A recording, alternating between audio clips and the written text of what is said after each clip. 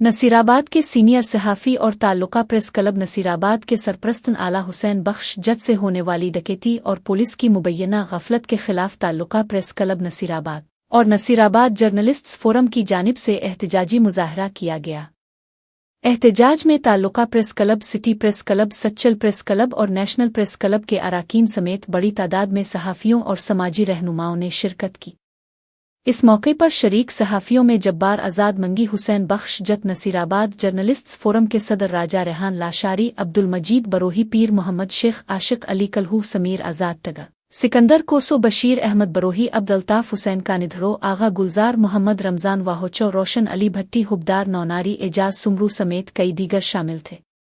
मुकर्रीन ने इल्ज़ाम आयद किया कि नामालूम मुसल्लह अफराद ने गैर यलो थाने की हुदूद में पुलिस चौकी के करीब सीनियर सहाफ़ी हुसैन बख्श जत को असलहे के जोर पर लूट लिया और उनसे नकदी और मोबाइल फ़ोन छीन कर फरार हो गए।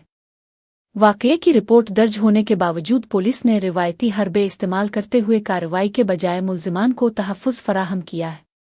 सहाफ़ियों ने कहा कि एक हफ्ता गुजर जाने के बावजूद पुलिस न तो लूटी गई मोटरसाइकिल बरामद कर सकी और न ही मोबाइल फ़ोन वापस कराया जा सका।